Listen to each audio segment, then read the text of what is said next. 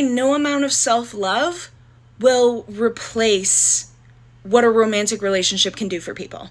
Ever since I saw this creator's video, I wanted to stitch it because the reason why it resonated with so many women is because what she did was perfectly articulate the feminine's biggest fears. Now, when I say the feminine, I'm talking about people who resonate as feminine dominant. You could be a woman or you could not be, but I'm going to refer to her as she in this conversation. In a previous video, when speaking about the masculine's biggest fears, I was once asked to break down the feminines. And this provides the perfect example for us to break down every single fear and address whether these fears are actually realistic and the best way to address them in our actual lives. Trust me when I say this. I know where the girls are coming from when they say to decenter men, and that men are corpses, and that you shouldn't put any value into what men think of you or how they treat you because they're dog shit most of the time. Okay? I get that and I understand it. The greatest fears of the feminine that we are going to cover in this video include the fear that one will never actually feel fulfilled without romantic love, the fear that self-love and love from friends and family is all you're going to get and it's not enough, the fear that you will never actually be loved for who you are, only for what you can produce, and the fear that you will never be supported in your life physically, emotionally, literally by a masculine counterpart.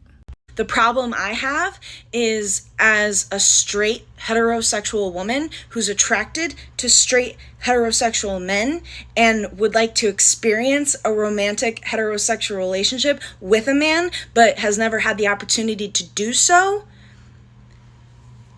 it makes it hard to really accomplish that. One of the first things that she talks about is the concept of decentering men, and how does one have interactions with men or foster relationships with men if I decenter them?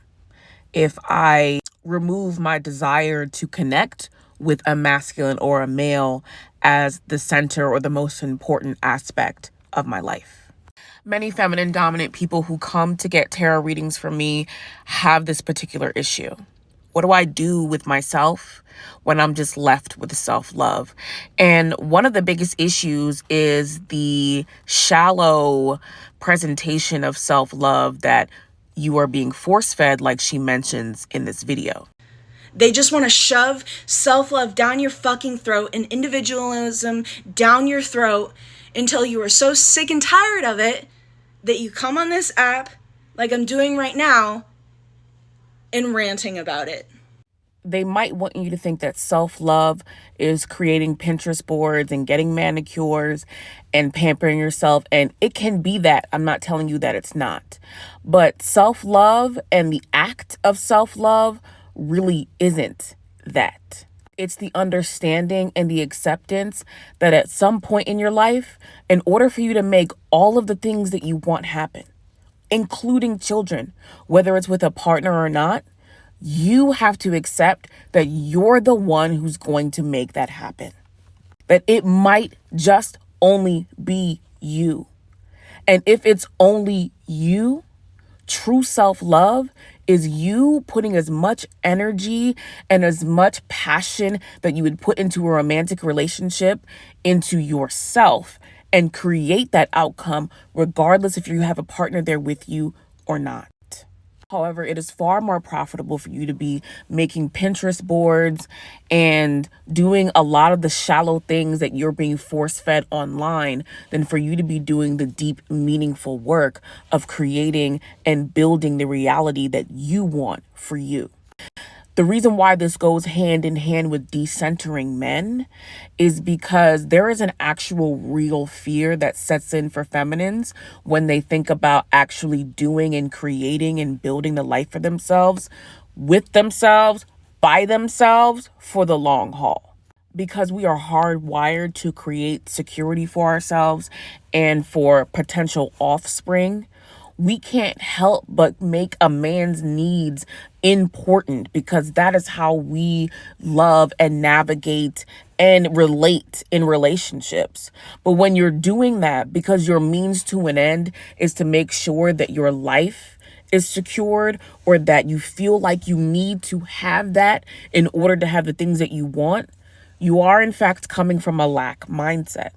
Too many women make unconscious decisions, not taking a job in a certain state, not taking certain risks because they're waiting for a man to be in their life so that that can direct their future, so that they know when they might have kids. And the reality is you have to be making these moves whether he's there or not. And that's the meaning of decentering men.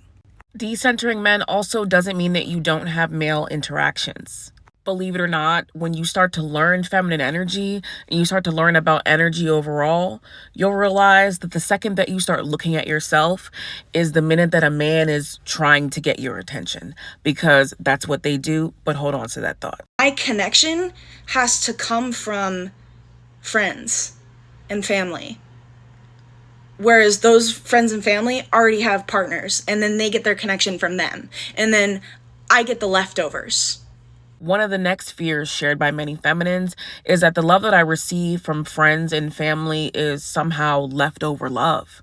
And not only is this my only source for interaction, it's not enough. The reality of this fear is that it is rooted in a lack mindset. The concept that the love that we receive from other people is somehow left over is a direct reflection of our own belief that somehow there is not enough love for us.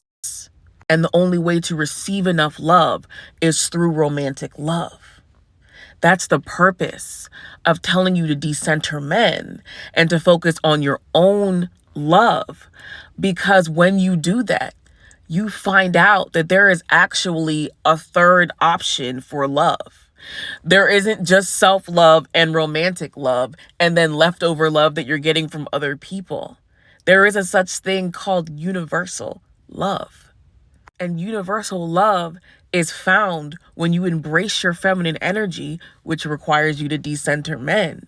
But when you realize that you hold and have more importance and value in this world than being romantically connected to another person, you provide balance, healing, and wholeness in your own life and in other people's lives just by existing. When you truly have that deeper understanding, not having romantic love or having romantic love is simply a bonus in your life, because your life does not lack fulfillment without it. I've had many men tell me that they love me, but there is truly nothing like somebody leaving a comment telling me that they felt seen or understood by me. That's universal love. And baby, that's priceless. I just would love for a man to see me as the person that I really am, rather than what I can provide for him. One of the next fears shared by many feminines is that one will never actually be truly loved for who they are, only for what they can produce or provide, only for the value that they add to their male partner or masculine partner's life. One of the first issues that sort of invalidates this fear is the concept of putting a man's value system above your own. Because the reality is that you're asking people who have messed up value systems to see worth in something that they may never have been exposed to in their life. Coupled with the fact that our relationships are mirrors. And so if we cannot see our own intrinsic value, the masculines in our life will not reflect that back. Part of the reasons why the dating pool is abysmal now is because we've allowed masculine energy to govern values. And by turning your gaze away from men and what they value and towards what you value, and all of us feminines collectively doing this at the same time, this is going to cause and trigger a reaction naturally from masculines to reevaluate what they value. Having content shoved down my throat of how some women are treated by the men in their lives and how valued they actually are, and knowing that no man in my life has ever actually liked me, like at all, and has never valued me, literally at all. it kind of does something to the psyche and your self-worth and your self-esteem, no matter how much self-confidence you have. The last fear that feminines share is that they will never actually receive adequate support from a masculine in their physical life. Remember how I mentioned that you have to be the one to design and build the lifestyle that you want to live, and you have to commit to doing that with or without a partner. Coupled with, you have to turn your gaze away from these men. You can still interact with them. They're still going to be around, but your focus has to be on building your own life, your own relationships, and your own sense of universal love. In order for you to then receive the kind of support you want for a masculine, you have to be vibrating in that space where you want someone to meet you. Because remember, we said our relationships are mirrors. And my self-confidence and my journey with that has been a journey, and I'm the most confident I've ever been in my life. So I don't really put up or accept men who treat me like dog shit anymore. But then that just leaves me having no interactions with men at all. Remember, we said that masculines reflect what we reflect. Remember, we said that when we don't reflect a core sense of self-love, we don't receive that from masculines. Or we see glaringly that they don't possess that quality for themselves. In order for you to call in that adequate masculine support that you so desire, you have to demand that of masculine energy.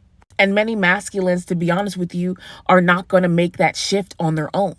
Most of these masculines are going to make that shift once they've been triggered by a feminine. Once they've encountered a feminine that they feel like is worth doing that work for. But when you carry the vibration intrinsically within you that you are worth doing that work for, which if you feel like you're a person that receives leftover love, then that has something to do with how you feel about your own self-worth, believe it or not. If you are not vibrating in that space where you know exactly what it is that you deserve and who and what you are, that is when you are going to call in that divine partnership in your life.